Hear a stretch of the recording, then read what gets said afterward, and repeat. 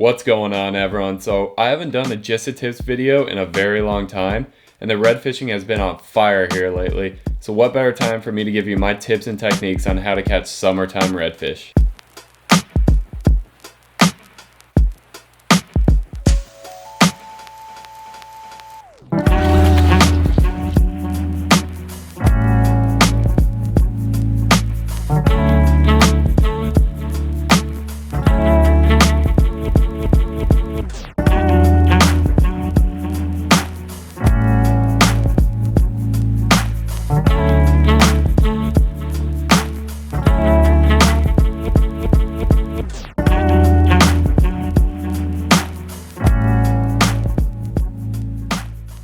So the past couple of weeks, I've been really trying to focus on getting the snook and redfish dialed in, and it seems like I've really been able to get more of the redfish dialed in lately. So I've been going out this week and trying to catch them on pretty much everything. I've been using artificials, I've been using live bait, I've been using cut bait, and it's all been working. So I just want to kind of discuss what I've been doing to help you guys try and catch more redfish. So the first technique that I want to talk about is going up on high tides to these mangrove islands. This has been probably my most productive way of catching redfish lately. On the super high tides, and especially when it's super hot outside and sunny, the redfish will go up into the shade and into the structure of the mangrove roots just to kind of get out of that sun, and it's also a lot of protection and there's a lot of food there. So fishing mangroves can be kind of difficult because if you look at like the shoreline of just like a normal mangrove island, it all kind of looks the same. So it's kind of hard to pinpoint where you want to fish. A couple tips I can give for that are you want to look for areas that have cuts in the mangrove that either cut back in toward the shore, or maybe it just opens up a little bit and there's a little bit more canopy, and then you can cast your baits under there. These fish will be as far back in the mangroves as they can get, especially on the high tide. So if you can find those areas that allow you to get your bait deeper in the mangroves, that you have a better chance of hooking up. Another big thing when you're looking along like a line of mangroves is you want to look for an oyster bar that runs on the outside. If you can find where there's an oyster bar and mangroves together, there's usually going to be a lot of redfish stacked up on there just because of how many crustaceans that you can find there. When I'm fishing mangroves, especially deep cuts in mangroves, my favorite technique is using cut bait. Either cut mullet or cut pinfish seems to be the best option. You can also use cut ladyfish. I've heard that that's good too. So something that I tested out the past couple days is if frozen bait really makes a difference compared to fresh bait that you catch that day. And I went out there with frozen finger mullet and I cut them up and used them as cut bait for the redfish, and I didn't get a single bite on it. And then I went ahead, cast netted some pinfish and used that as fresh cut bait and caught 2 redfish within 5 minutes. So proved to me that it seems like fresh bait really makes a big difference when you're doing this. It seems when you use cut bait, you get more often than not bigger size redfish, like in the slot, upper slot, or even over slot size redfish. So the past couple of weeks, our normal size is anywhere from like 18 inches up to the high 20s. And if you follow Captain Tater, his last video that he posted last week, they caught 9 overslot redfish in one evening on cut bait. So that's just crazy to me. So the ideal cut bait for me is when I take like an 8 to 10 inch mullet, and then you cut the head off and the tail off, and you have about 2 or 3 good middle sections that you use as cut bait.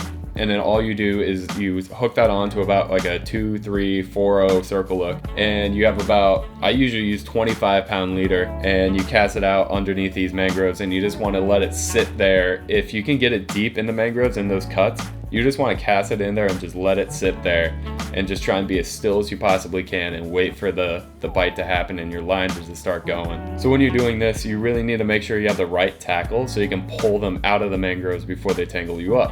So I recommend using nothing less than like a 3,000 size reel and like a medium power rod so you can pull them out of there pretty quickly. So moving on, another good place to look for redfish I've already mentioned is along oyster bars.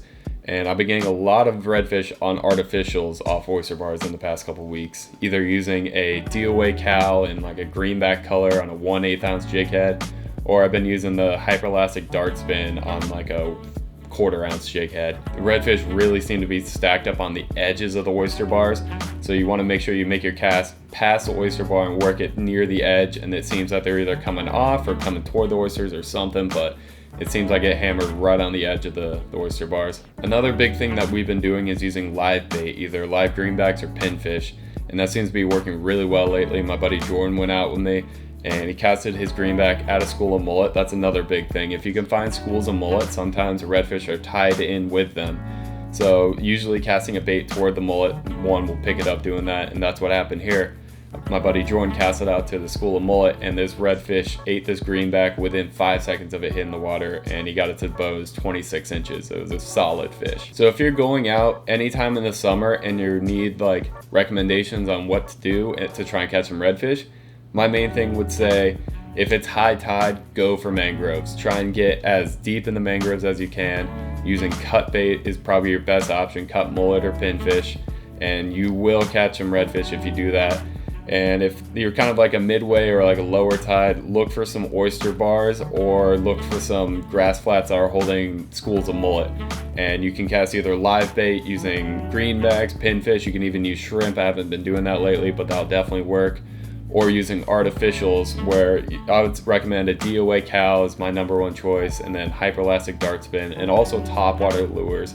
I still haven't got my topwater redfish yet, but I've heard a lot of good stories recently in the past couple days that people have been getting really big redfish on topwaters.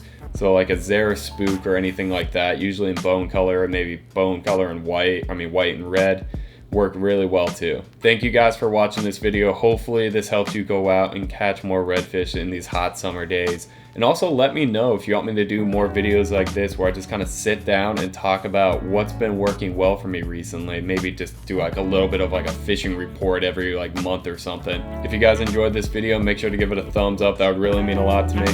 If you want to see more videos like this, make sure you subscribe, and I will see you guys next time.